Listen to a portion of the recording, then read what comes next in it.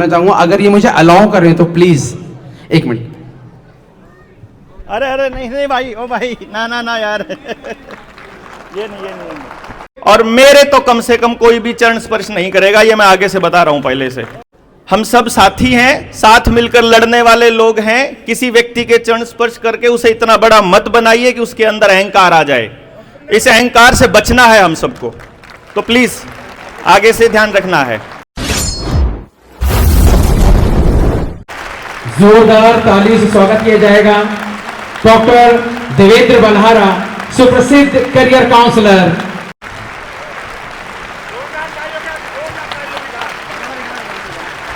जोरदार तालियों से इनका स्वागत किया जाए।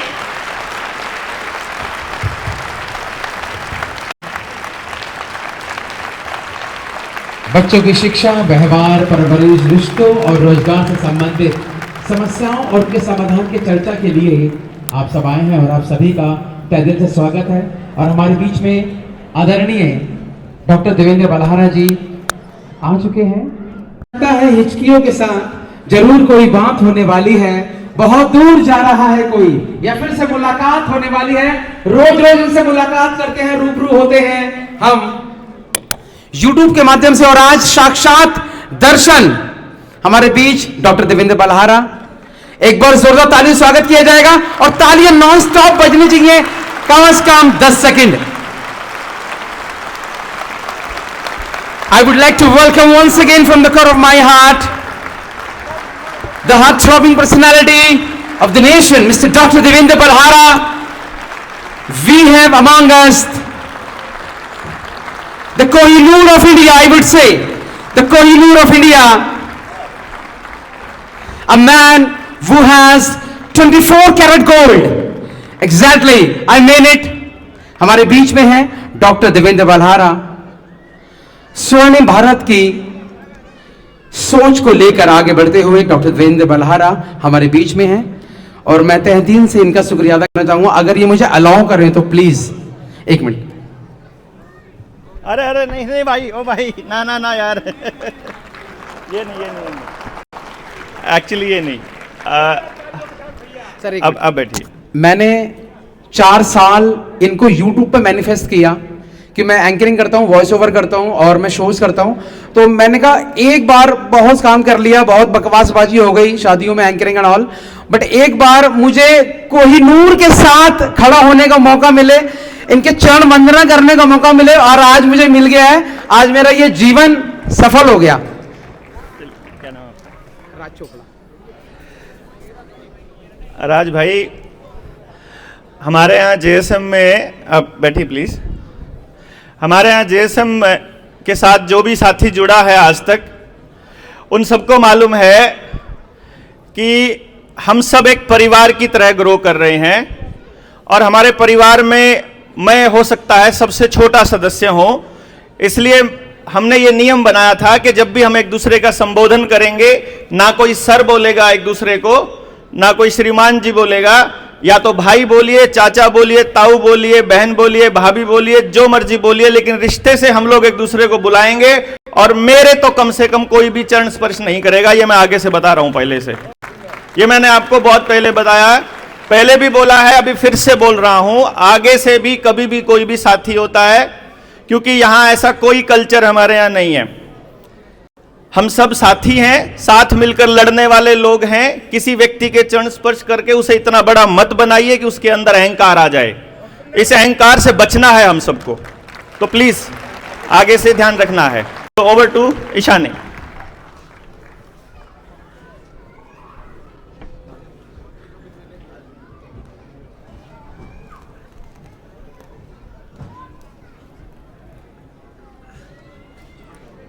I would like to call our first speaker of the day, Ashish Dabas, to share his thoughts. Ashish is a psychologist, educationist, sign language and braille teacher, and career counselor with experience since 2016. He is currently pursuing a PhD in psychology and has 17 years of teaching experience. Ashish has conducted over 150 educational seminars in schools across Delhi, impacting more than 150,000 students and adults. In addition to his work in psychology and career counseling, he's a certified midbrain activation coach, helping individuals enhance their cognitive abilities. Ashish also teaches ambidexterity, which is coaching people to write with both hands simultaneously. His diverse skills and experience help empower individuals to reach their full potential in both their personal and professional lives. I'm sure we would all love to hear from him. Without much ado, let's hear from Ashish.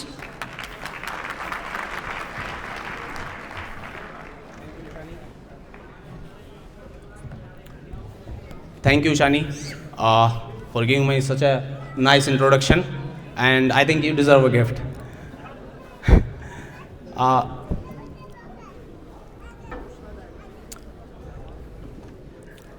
यहाँ पे जो आप लोग बैठे हैं, जो यहाँ की व्यवस्था है, मेरे ख्याल से खाना खा लिया सभी ने? खाना खा लिया सभी ने? नींद आ रही होगी शायद। भाई सोना मत, बहुत दूर दूर से आए हो आप। ये जितनी भी व्यवस्था आप देख रहे हो, ये हमारी टीम ने की है, और मैं चाहूँगा उस टीम के लिए एक बार जोरदार तालियां हो जाएं।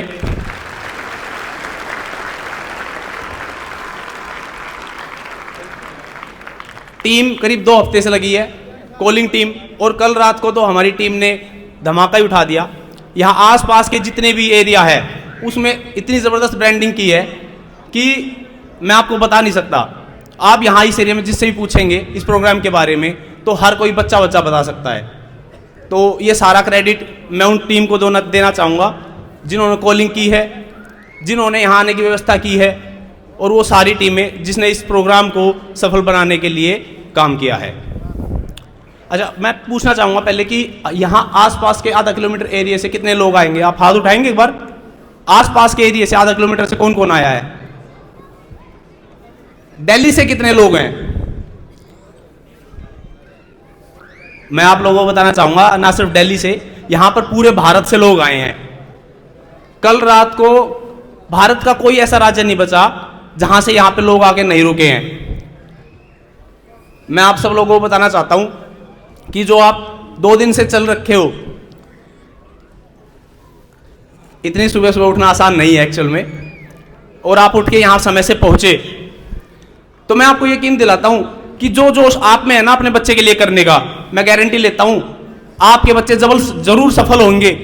उनकी लाइफ इतनी अच्छी बनने वाली है, क्योंकि जिसके ऐसे पेरेंट्स होंगे वो बच्चा कभी जिंदगी में असफल रह ही नहीं सकता।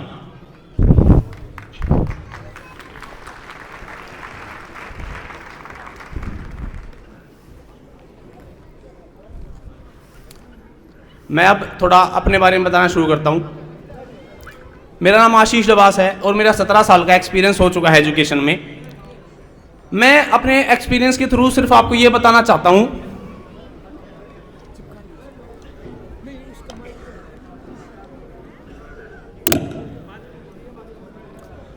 मैं अपने एक्सपीरियंस के थ्रू आपको सिर्फ ये बताना चाहूंगा कि आप अपने बच्चों को जिस स्कूल में, जिस इंस्टीट्यूशन में, वहां से उन बच्चों के दिमाग में क्या भरा जाता है, फिर बच्चा घर पे आके क्या व्यवहार करता है, और फिर लास्ट में दोस्त उस बच्चे को मिल जाता है।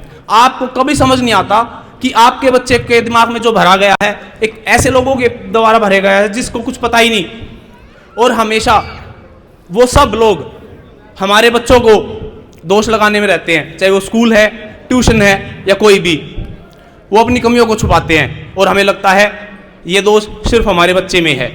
लेकिन मैं बताना चाहता हूँ अपने पिछले 17 साल के एक्सपीरियंस से, मैंने पहली क्लास के बच्चे से लेकर दिल्ली यूनिवर्सिटी तक के बच्चे पढ़ाए हैं, और मैंने इस दौरान देखा है कि आज तक मेरे को एक भी ऐसा बच्चा नहीं मिला कि अगर उसके अंदर कोई कमी जो बताते हैं उसके पेरेंट्स, वो उस बच्चे के अंदर है, वो कमी उस टीचर्स के अंदर है जो उसको समझ नहीं पाया। और ना सिर्फ उसको पढ़ाने में ना कामयाब है वो, उसने उस बच्चे को एक ऐसी चीज़ दे दी है वो जिंदगी भर, मैं कहता हूँ उससे मौत बेहतर है, वो चीज़ दे दी उस टीचर ने उसको, उस पढ़ाने वाले ने।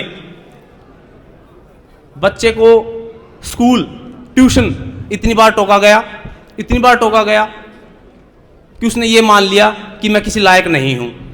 ये सबसे बड़ी बीमारी है, इसको बोलते हैं सेल्फ एस्टीम।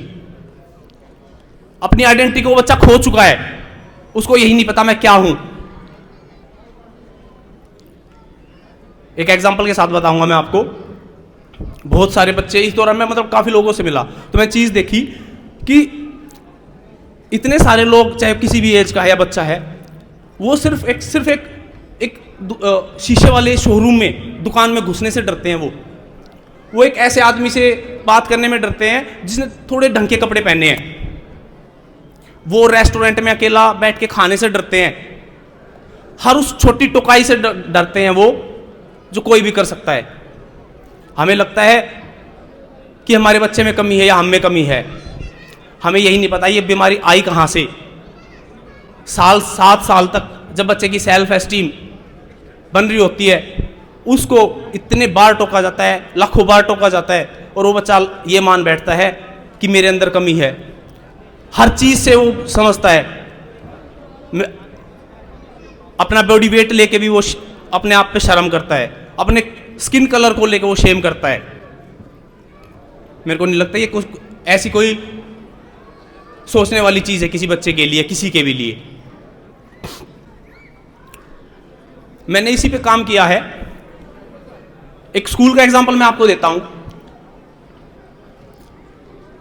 2018 की बात है, जब मेरे को 4th क्लास मिली। वो 4th क्लास के बच्चे एक ऐसी टीचर से पढ़ते थे जो पैर से लंगड़ी थी और सारा दिन फ़ोन देखती थी। जब मेरे को वो बच्चे मिले तो 43 क्लास के बच्चे, 43 थे उस क्लास में बच्चे, उसमें से 2 लड़कियों को हल्की हिंदी पढ़नी आती थी और एक लड़की को इंग्लिश टूटी फूटी पढ़नी आती थी। उस लंगड़ी टीचर ने उन बच्चों को दिमाग से लंगड़ा कर दिया। जैसे ही वो बच्चे मेरे को मिलते हैं, मेरे को ये पता था कि बच्चों में कमी नहीं है, ये उस टीचर में कमी है जिस टीचर के पास से ये आए हैं। उन बच्चों ने 1.5 महीना भी नहीं लगाया होगा, अपनी क्लास का सिलेबस कंप्लीट कर चुके हैं। वो बच्चे 4th क्लास का पूरा सिलेबस कंप्लीट कर चुके हैं। अगले 15 दिन में, यानी 2 महीने में, वो बच्चे 6th तक का सिलेबस कंप्लीट कर चुके हैं।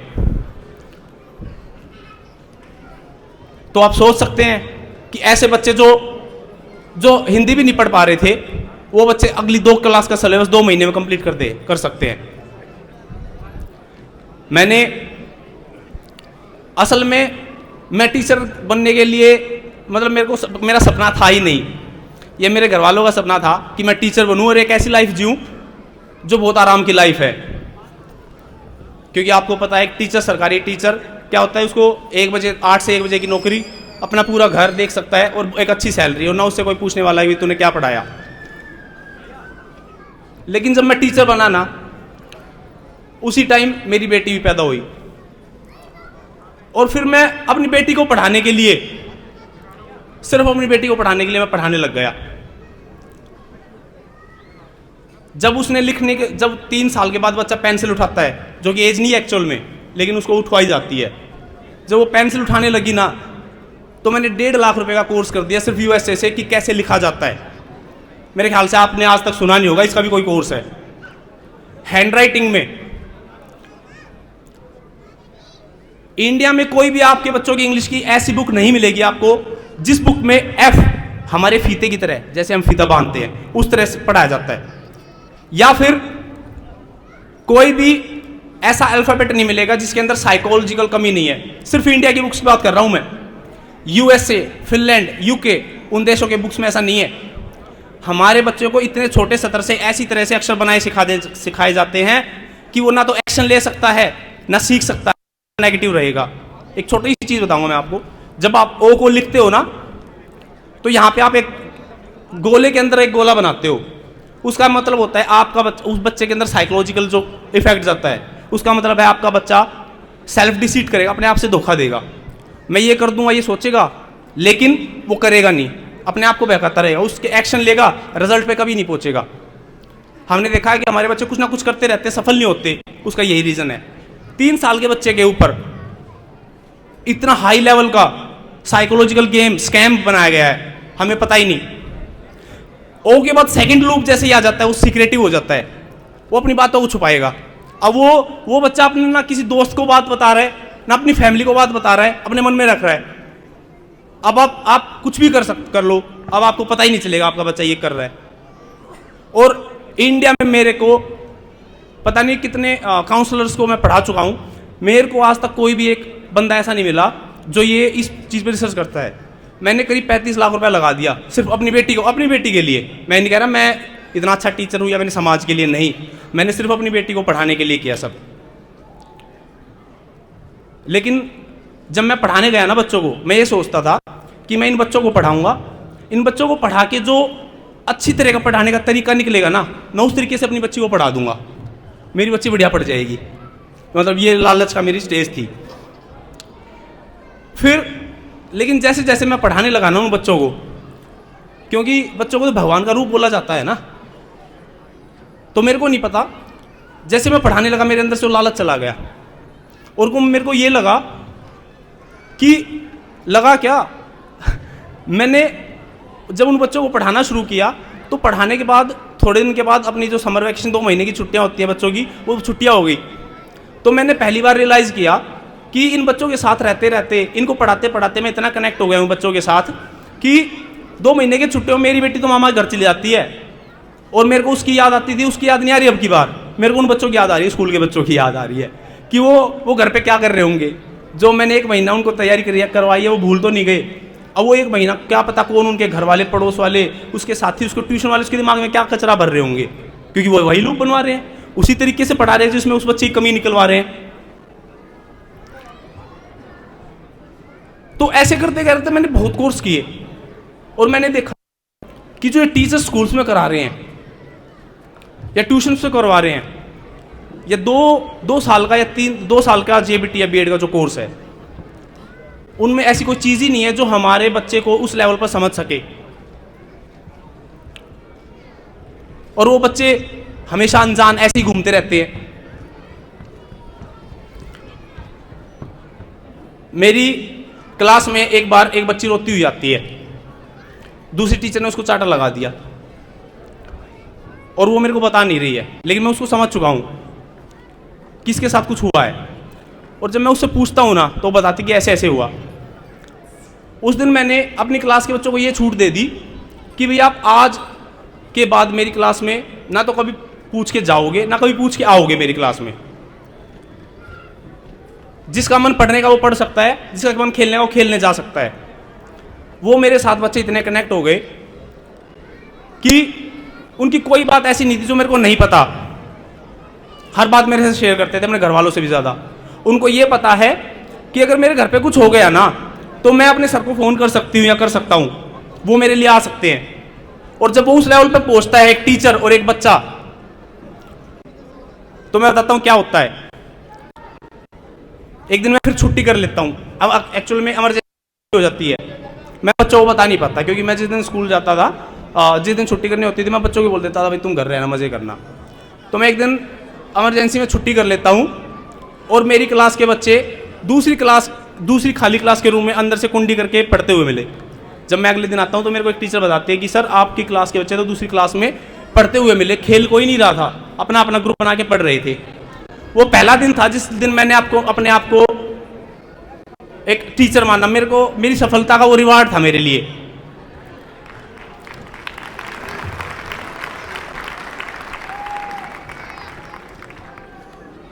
एक्चुअल में सरकारी स्कूल में क्या है ना, आप पूछ वहाँ उनकी कोई भी अकाउंटेबिलिटी नहीं है, उनसे पूछने वाला कोई नहीं है। और लेकिन वहाँ पे गए वो बंदे हैं जो अच्छे होशियार हैं, इंटेलिजेंट है, पढ़ के एग्जाम पास किया है ना उन्होंने, लेकिन जो बेचारे कर नहीं पाए वो प्राइवेट में चले गए। अब वो इतने इंटेलिजेंट है नहीं, पढ़ा सके, और वहाँ पे उनको टाइम मिलता नहीं, उनके ऊपर भी प्रेशर है। इसीलिए हमारे बच्चे ना गवर्नमेंट स्कूल में पढ़ पा रहे हैं ना सरकारी स्कूल में, प्राइवेट स्कूल में पढ़ पा रहे हैं। और मुझे लगता है कि इतने टीचर्स से मिलने के बाद मेरे को एक बात तो यकीन हो गई कि बच्चों को पढ़ाने वाला कोई नहीं है, हमारे बच्चों को संभालने वाला कोई नहीं है। तो तब मैं बच्चों को पढ़ाते पढ़ाते है ना, मेरे दिमाग में यही आया कि यार मैं कभी अपना है ना एक स्कूल खोलूंगा जिसमें बच्चों को पढ़ाऊंगा, लेकिन वो स्कूल की मैं एफिलिएशन नहीं लूंगा कभी भी, क्योंकि वहाँ पे मेरे ऊपर रिस्ट्रिक्शन आ जाएगी ना। क्योंकि 2 महीने में अगर बच्चा 2 क्लास का सिलेबस कर सकता है और पूरे साल वो बच्चे फिर साइन लैंग्वेज, ब्रेल, अंधों की भाषा, इशारों की भाषा, आयुर्वेद, एक्यूप्रेशर और 1000 चीज़ सीख सकते हैं। 1 साल की बता रहा हूँ, ये मेरी क्लास के 1 साल में ये बच्चों ने सीखा है। उन बच्चों की मैं अचीवमेंट बताता हूँ आपको।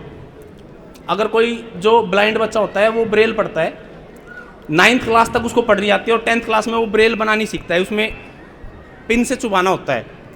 मेरी क्लास का 2nd क्लास का बच्चा 2nd क्लास में वो पढ़ना और 3rd क्लास में वो पिन चुबानी सीख गया, वो ब्रेल लिखनी सीख गया। इस टाइम दिल्ली में अगर हम दिल्ली के टॉप 5 टीचर्स को निकाल लेना, उन टॉप 5 टीचर्स में आएगा वो बच्चा ब्रेल में। और ना सिर्फ वो बच्चा, पूरी क्लास टीचर से सोचते हैं भाई अंधा है इसलिए इसको आप ब्रेल सिखा दो। क्यों भाई, दूसरे बच्चे क्यों नहीं सीख सकते, ताकि वो भी इसके साथ घुल मिल सके, इसको समझ सके, इसकी दुनिया भी समझ सके। उससे इमेजिनेशन बढ़ती है बच्चे की, जो फिजिक्स इंजीनियरिंग करने में काम आती है।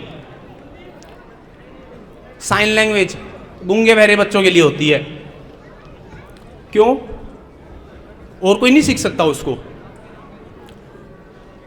सिर्फ 1 महीने में मेरी क्लास के 43 बच्चे इशारों की भाषा उस लेवल पे सीख चुके थे कि वो दिल्ली के 5 टीचर्स निकाल लेना, अगर उनको फेल कर देंगे वो। और ये मैंने दिल्ली में कीर्ति इंद्रलोक की तरफ उन टीचर्स को दिखाया करके जो पूरी दिल्ली के टीचर्स को ट्रेनिंग देते हैं, लेकिन उनको ये एहसास नहीं है कि हम टीचर्स को कुछ बताएं या करवाएं। उन्होंने अपने टीचर्स को ट्रेन करना है बस। अब वो 5वीं 4वीं 5वीं क्लास के बच्चे साइन लैंग्वेज जानते हैं और टॉप 5 टीचर्स से ऊपर है। तो ये सब करते करते मेरे को लगा कि नहीं, मेरे को स्कूल खोलना चाहिए। फिर मेरे को देवेंद्र भाई मिले और इनका भी वही सपना था कि पूरे भारत के बच्चों के लिए एक गुरुकुल खोलना चाहिए। और फिर आज आप लोगों ने साबित कर दिया कि एक्चुअल में एक ऐसा शिक्षा संस्थान खुलना चाहिए जो हमारे बच्चों के लिए जरूरी है। वरना मैं बताता हूं क्या होगा। जिस दिन बच्चा जितनी बार भी धमकाया जाएगा, डांटा जाएगा, डराया जाएगा, GTX नाम का यहां से केमिकल रिलीज होता है जिसको cement factory of the body बोला जाता है, वो आपके बच्चों का निकलना बंद हो चुका है। सोशियो साइकोड्वार्फिज्म नाम की बीमारी आ चुकी है। बच्चों की हाइट नहीं बढ़ रही, दिमाग नहीं बढ़ रहा। जिन बच्चों को ऐसे माहौल में रखा जाता है 20% का उनके दिमाग में डिफरेंस मिला है। तो 20% का अगर किसी बच्चे के दिमाग में डिफरेंस आ जाए तो मुझे नहीं लगता कि फिर उसकी कुछ ग्रोथ रह जाती है। इंडिया में 15 लाख स्कूल है और 26 करोड़ बच्चे हैं। चाइना में 30 करोड़ बच्चों पर सिर्फ 3 लाख स्कूल है, फिर भी हमसे अच्छा कर रहे हैं। क्यों? टीचर्स को ट्रेनिंग मिलती है, कोर्स कराए जाते हैं। हैंड राइटिंग से लेकर आंख बंद करके देखने का, ब्रेल, हर चीज उनकी प्रैक्टिकल है। और वही चीज हम भी अपने शिक्षा संस्थान में बनाएंगे।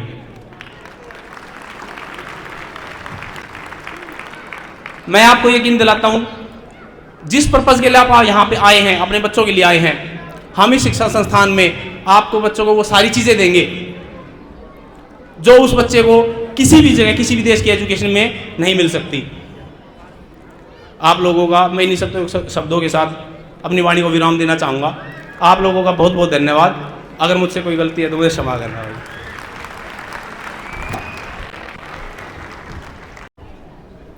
Thank you so much, Ashish. I'm sure many of the people here are enlightened by what you've told us. I would also like to take this moment to actually share my perspective on the system, considering I am literally in the system right now. I believe it's going to bring some thought that Dr. Balhara might also have insights on. So, I completed my schooling at Auckland House School in Shimla, and it's one of the topmost schools in the state. For my bachelor's degree, I studied English in University of Delhi, and I'm pursuing a master's in the same. Having spent so many time navigating the system actually, from one of the most prestigious schools to the best university in the country, I have seen its weaknesses and flaws up close. मुझे पता है इस system में क्या काम करता है, क्या काम नहीं करता है, स्पेशली आज के दौर को याद में रखते हुए। I feel कि as someone who is part of the system, it is my duty to inform you all कि चल क्या रहा है असलियत में। मैं अपनी जर्नी बताऊंगी आप सबको, उसमें मैं सिर्फ अपने एक्सपीरियंसेस पे रिफ्लेक्ट नहीं करूँगी, क्या मैंने चीज़ें सीखी, क्या मुझे कमी लगी, क्या मुझे अच्छा लगा। इस सब में मेरी उम्मीद है कि आप सबके लिए भी इसमें एक थॉट प्रोसेस छुपा होगा।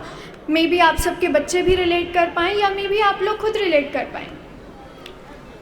जब मैं अपने स्कूल के बारे में सोचती हूँ तो मुझे सिर्फ एक चीज़ याद आती है, बीइंग कॉल्ड द बेस्ट। मैं वो बच्ची थी जो आपकी टॉपर भी थी, साथ में एक्स्ट्रा करिकुलर्स भी हैंडल करती थी। एक्स्ट्रा करिकुलर्स में सिर्फ एक बात नहीं कर रही हूँ, I have done public speaking, I have done art, I have done craft, I have done Olympiads, I have done actually everything except sports. I was never really good at that. मेरे teachers को मैं बहुत पसंद थी, मेरे peers मुझे अच्छे से रिस्पेक्ट करते थे, we had a lot of friendship and bond going on there. I was the kid जिसको लोग कहते थे देखकर लोगों के पेरेंट्स कि वो देखो, if she can do it why can't you. On paper मैं एक परफेक्ट लाइफ जी रही थी। I was the national level debater, I have one state level Olympiads, और साथ ही साथ मेरे स्कूल की मैं करिकुलम भी अच्छे से हैंडल कर पा रही थी। But what no one tells you is that being called the best is actually a label that you are supposed to carry for life. It is not just an achievement. ये एक वैसा title है जो आप पे expectation कर दी जाती है कि अगर एक बार सक्सेसफुल हो गए तो उम्र भर वो सक्सेस चलनी चाहिए, बीच में फेलियर नहीं होना चाहिए। Because according to us failure is horrible, it is the end. You see, जहाँ मेरे स्कूल और कॉलेज के ईयर्स बहुत स्मूथ सेलिंग लगते हैं, आई फेल्ट कि जो करिकुलम था मेरे लिए अंडरवेलमिंग था। It felt limiting, it felt very restrictive, and more importantly it was not challenging enough for me. मेरे हिसाब से सिस्टम में डेप्थ की बहुत कमी थी। वो काइंड ऑफ डेप्थ थी ही नहीं जो आपको किसी सब्जेक्ट से प्यार करवा सके। इनफैक्ट बड़े होते होते मुझे ये रियलाइजेशन हुई कि मैं ज़िंदगी तो जी ही नहीं रही हूँ, मैं तो सिर्फ एक्सपेक्टेशंस पूरी कर रही हूँ। मेरे टीचर्स की क्या एक्सपेक्टेशंस हैं मुझसे, मेरे फ्रेंड्स की क्या एक्सपेक्टेशंस हैं, मेरे पेरेंट्स की क्या एक्सपेक्टेशंस है, सोसाइटी क्या एक्सपेक्ट करती है एक उस बच्चे से जो हर चीज़ में परफेक्ट हो। एजुकेशन उस तरह से एक रेस बन गई, वो एक्सप्लोरेशन नहीं रहा मेरे लिए कि मुझे करना क्या है, क्या नहीं करना है, क्या अच्छा लगता है, क्या अच्छा नहीं लगता है। You see, being on a pedestal it comes with pressures. जब सब आपको बेस्ट बोलते हैं तो फेलियर एकदम अनएक्सेप्टेबल लगता है कि ये क्या हो गया, फेलियर कैसे हो गया तुमसे तो गलती नहीं हो सकती। इवन नाउ जब मैं स्कूल में नहीं हूँ, कॉलेज में नहीं हूँ, I am in university, I am doing masters, I still find it a little challenging to start new things. मुझसे वो चीज़ें स्टार्ट नहीं की जाती जिनमें मुझे पता ना हो कि ऑटोमेटिकली अच्छे हो या नहीं हो। जिस चीज़ में अगर हल्की सी भी गुंजाइश हो जाए कि इसमें कोई तुम्हें देख के कह सकता है कि नहीं अभी अच्छी नहीं है, मेहनत करनी पड़ेगी, वो शुरू नहीं की जाती, उसमें डर लग जाता है। ये एक ऐसा माइंडसेट है जो ग्रोथ बहुत हद तक रिस्ट्रिक्ट कर देता है आपकी। हम सक्सेस से इतना अकस्टम्ड हो जाते हैं, सक्सेस की इतनी आदत पड़ जाती है कि अगर बाय चांस डगमगा भी जाओ ना, हल्का सा फेलियर ना भी हो, तब भी ऐसा लगता है कि भाई दुनिया ख़त्म हो गई, अब क्या करें, अब तो कुछ बचा ही नहीं। ये फेलियर का जो माइंडसेट है हमारा, I think it stems from the education system at large. This is not just for the students who are best, I think it is also for students who are according to the system not best.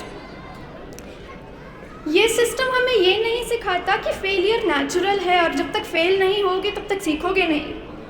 ये हमें ये सिखाता है कि हमारा failure हमें define करता है, हमारी कोशिश डिफ़ाइन नहीं करती। कि आप जितनी मर्जी कोशिश कर रहे हो उसकी कदर नहीं है। By chance if you fail then that's a problem. May I have your attention, please? रुकिए, एक बार जहां हो वहीं खड़े हो जाइए, जहां हैं, जहां भी, अरे नहीं नहीं आप बैठे रहिए, जो बैठे हैं बैठे रहिए, जो चल रहे हैं वो उनकी बात कर रहा हूं, जो बैठे हैं वो बैठे रहिए, जो चल रहे हैं वो वहीं खड़े हो जाइए, जो चल रहे हैं वो वहीं खड़े हो जाइए, स्टैच्यू जैसे होता है ना, स्टैच्यू स्टैच्यू जैसे हैं वहीं पे, अरे रुकिए, स्टैच्यू वहीं रुकिए।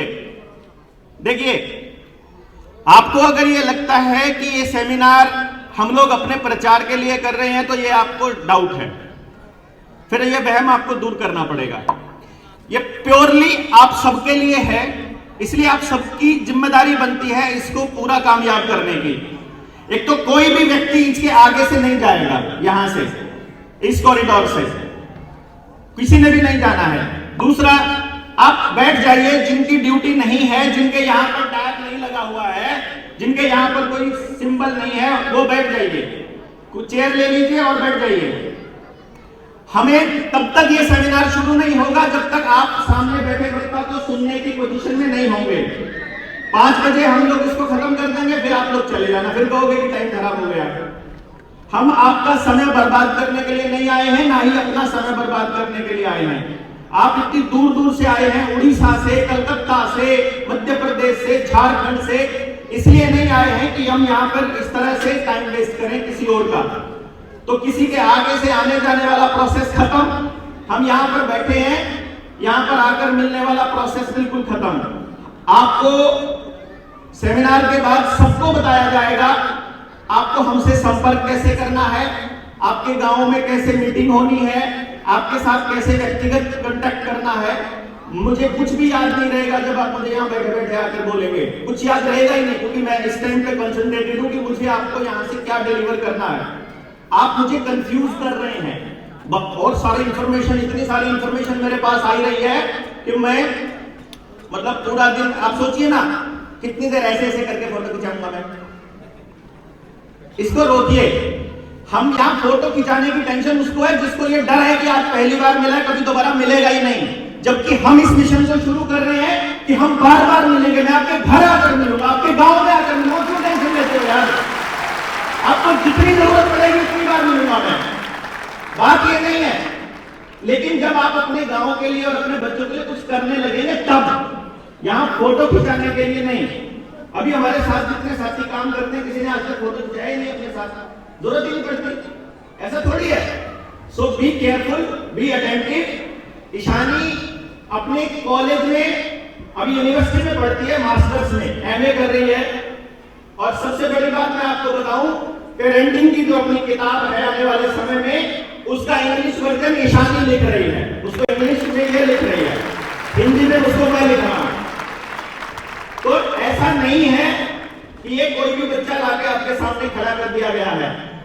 ये रिप्रेजेंट कर रहा है उन बच्चों को जो कॉलेज में हैं, जो अपने मन की दुविधा बता रहे हैं। आप सारे माँ बाप यहाँ खड़े हो, एक टीचर आपके सामने अभी थोड़ी देर पहले बताकर गए हैं, आशीष भाई, उन्होंने आपको बताया कि मैं किस तरह की दुविधा में था, एक पेरेंट और एक टीचर होने के नाते स्कूल में मेरे सामने क्या चुनौतियां थी, एक माँ बाप, एक बाप होने के नाते मेरे सामने क्या चुनौतियां थी।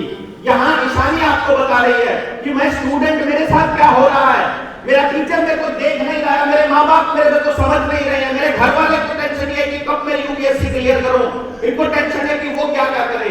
ये अपनी व्यथा बता रही है, ये आपके बच्चों की व्यथा बता रही है। तो इसको आप थोड़ा समझिए कि ये आपके साथ कनेक्ट होने की एक शुरुआत है कि आप उस एंगल से सोचना शुरू करें, केवल अपने उस दायरे को थोड़ा सा बड़ा करें, अपने व्यू को थोड़ा बड़ा करेंगे और हम इस पूरे मुद्दे को समझेंगे।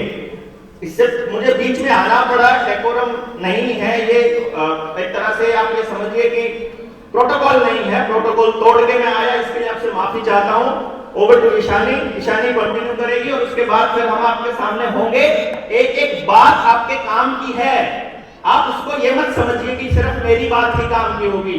आपके आसपास बहुत अच्छे अच्छे लोग, बहुत शानदार लोग अपनी जिंदगी में काम करके आए हैं, उनके उस काम को समझिए, देखिए और फिर आपको अपने लिए क्या करना है उसका एक रास्ता मिलेगा।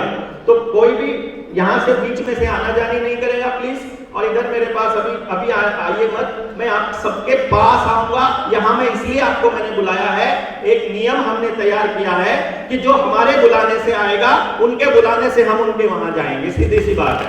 तो आपके वहां जाएंगे हम, जहां से भी आप आए हैं, उसका रास्ता बना दिया है, सब ऑनलाइन प्लेटफॉर्म तैयार कर दिया है। अब आप एक क्लिक दूर हो, पूरी बात। अगर आपकी सीरियस बात है, अगर आपकी जेन्युइन बात है और आप सच में इसके लिए मतलब काम में लगे हुए हो, तो आपकी बात मेरे तक पहुंचने में ज्यादा समय नहीं लगेगा, टीम अपने आप पहुंचा देगी। इंपॉर्टेंट ये नहीं है कि आपको मेरे से बात करी कि नहीं करी, इंपॉर्टेंट ये नहीं है कि आपने फोटो खिंचाया कि नहीं गया, इंपॉर्टेंट ये है कि जिस काम के लिए आज घर से निकले हैं वो हुआ कि नहीं। This is the important part. तो यहां से जो काम सोचकर आए हैं वो होना चाहिए, नहीं तो हमें दुख होगा कि आप सब लोगों का इतना समय बर्बाद किया। तो please over to Ishan. Thank you very much, बहुत बहुत धन्यवाद। आई एम सॉरी अगर मैंने थोड़ा ज्यादा गलत बोल दिया। Anyway, so can I continue? Do you all want to hear? Okay. So my point was about कि हम बच्चों को ये सिखा देते हैं कि फेल होना आपके लिए एक ऑप्शन नहीं होती, बट आयरनी तो यही है ना कि ग्रोथ तो फेलियर से ही होगी। जब तक डगमगाओगे नहीं, ठोकर नहीं लगेगी, पता कैसे लगेगा कि सीखा कुछ या नहीं सीखा। लेकिन as a teacher, as a parent, हम लोग इतना स्केर्ड हैं कि हमारे बच्चे फेल नहीं होने चाहिए, क्योंकि सामने वाले की दुनिया एकदम जगमगाती हुई दिखती है कि सामने वालों का तो अच्छा कर रहा है, हमारा वाला कैसे। So this was my experience. So anyway, या एजुकेशन सिस्टम जो हमारा है वो स्पेस तो नहीं देता फेल होने के लिए। हर चीज़ मार्क्स बेस्ड लगती है कि अगर आपके मार्क्स आए हैं तभी आपको आगे सक्सेस दिखती है, वरना नहीं दिखती। हाउ इज़ इट कि 2 digits on a piece of paper decide your future? कौन कहता है आपकी लाइफ सिर्फ 2 digit से डिफाइन हो जाती है? कोई आपकी इंटेलिजेंस एक पीस ऑफ पेपर से माप भी कैसे सकता है? नहीं भेजा जाता। There is no push from behind to go explore what you want to do, what you don't want to do. And it is a system जो डेस्टिनेशन पे ही फोकस रखता है, जर्नी से उसका कोई लेना देना नहीं होता। Another thing that I realized when I was in school कि बच्चों को काफ़ी डिफरेंटली ट्रीट किया जाता है। If you are like naturally good at something तो आपको अपॉर्चुनिटीज़ मिलती रहती हैं।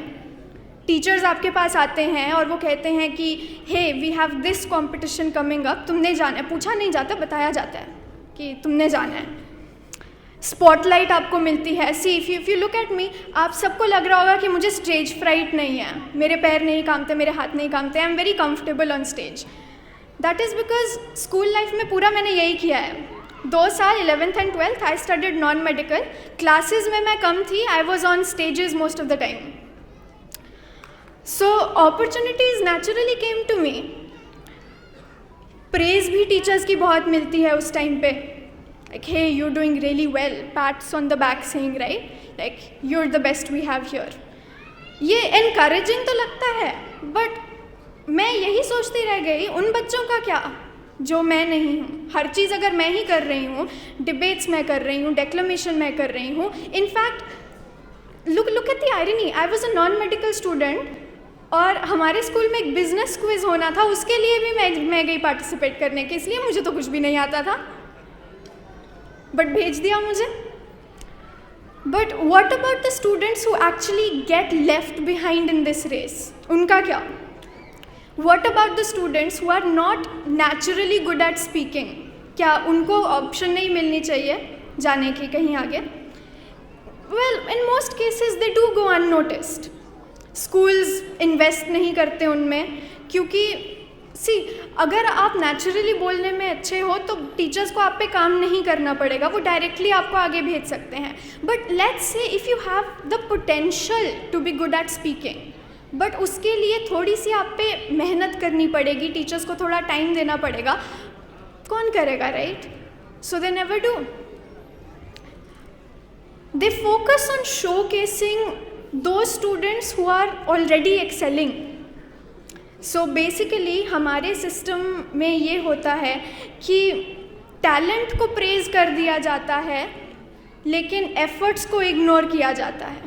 as if efforts do not amount to anything unless you get successful, that is.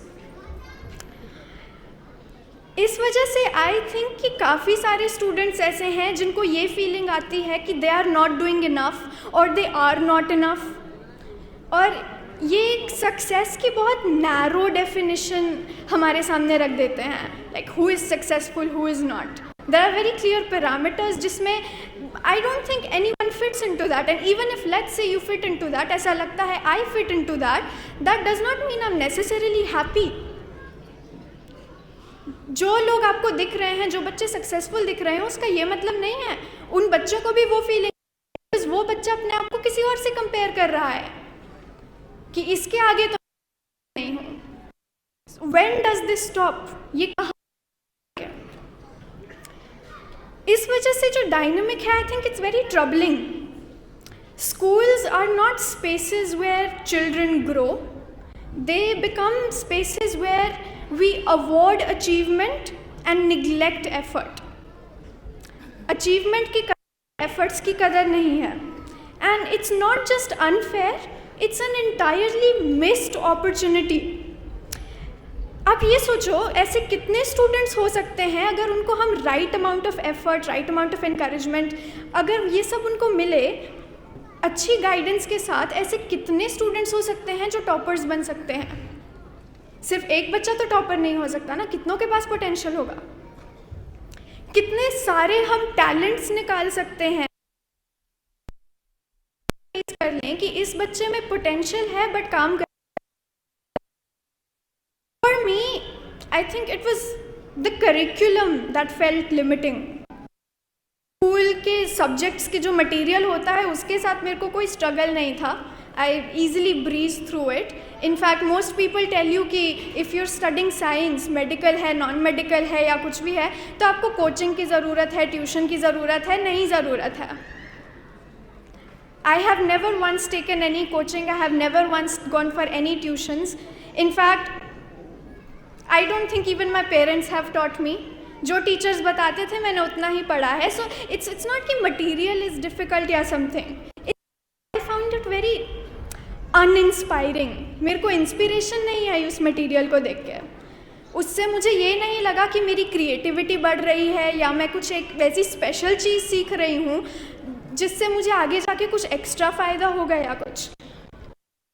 The focus for me, I think in the system that I was in, it was more on memorization. कि अगर आप रट्टा अच्छा मार रहे हो, अगर आपको चीज़ें याद रह रही हैं, तो that's it. I think you can sail through, right? एक बार आपके मार्क्स आ गए, उसके आगे आपको कौन पूछ रहा है कि आपको सच में समझ आया या नहीं आया, वो तो मैटर ही नहीं करता. I studied non-medical and जब मैंने 10th में non-medical ऑप्ट किया था, everyone at my home wanted कि मैं डॉक्टर बनूं. So it was kind of weird कि इसने नॉन मेडिकल क्यों ऑप्ट किया. But I use to love physics. मुझे केमिस्ट्री से उतना प्यार नहीं था, but I use to love physics. And my teachers, जो मेरी 10th क्लास में टीचर्स थे, they were so good at what they did कि I defied everyone's expectations. I was like नहीं, नॉन मेडिकल करना है. But now you would be wondering, non medical के बाद ये इंग्लिश क्या कर रही है, BA इन इंग्लिश. एक बच्चा जो मेडिकल लेते लेते नॉन मेडिकल किया, नॉन मेडिकल में भी इतना परफेक्ट बच्चा, उसके बाद वो आर्ट्स कर रहा है. In fact not gonna lie, there are some people at my home जो कहते हैं कि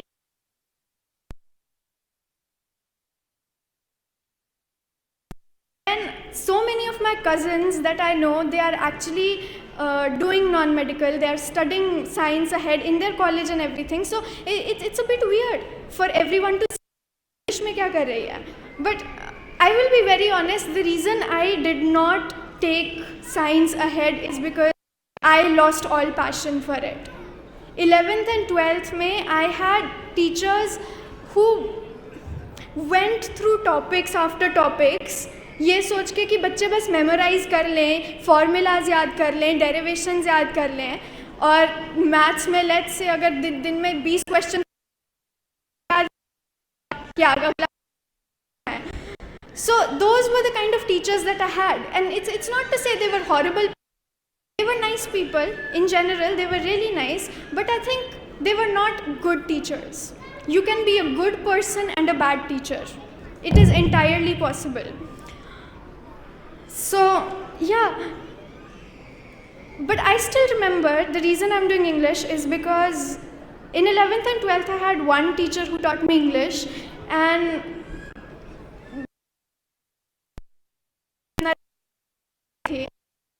her, and उन्होंने मुझे कहा था कि please don't ever leave this field, you are meant for this. I did not remember anything else. मुझे कुछ याद नहीं रहा उसके बाद कि मेरे फादर मुझसे क्या चाहते हैं, मेरी मदर क्या चाहती हैं, the rest of the family members क्या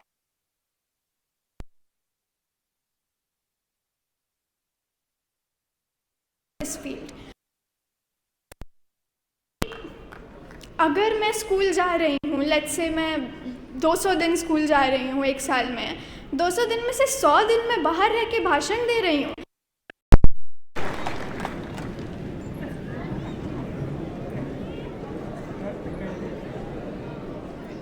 आप लोग थक गए होंगे, काफी समय से बैठे थे, लेकिन आप ये लाइटें थोड़ी बंद कर देंगे क्या? लाइट्स, हाँ, कुछ भी दिखाई नहीं दे रहा था मुझे, और आप दिखाई नहीं देंगे तो बात कैसे करूंगा? इधर देखूं तो ये, इधर देखूं तो ये एलईडी तो बर्बादी का निशानी है, हम लोग बताते रहते हैं। भाई ये माइक ठीक करो यार। हाँ ठीक है, अभी इसकी आवाज क्लियर है? आवाज साफ नहीं है? हेलो हेलो, अभी ठीक है जी। आप सब लोग अपने घरों से आए हैं चल करके इस उम्मीद में कि हमारे बच्चों के लिए कोई रास्ता निकलेगा। जनता सरकार मोर्चा की ये विंग और हम सब मिल करके अपनी टीम के साथ कोई ऐसा रास्ता निकालेंगे। ये बार बार होगा क्या? चलिए हो गया, सेटिंग कर लेना आप लोग, डोंट वरी, नहीं होगा। हम इस उम्मीद में थे कि कोई रास्ता निकलेगा अपने बच्चों के लिए। सबसे पहली बात, अभी तक जो आपने अपना जीवन जिया है, अभी तक जो आपके बच्चों की परवरिश रही है, आपने खूब कोशिशें करी होंगी। आपको लगा होगा कि आपके बच्चे की परवरिश की जिम्मेदारी आपकी अपनी है।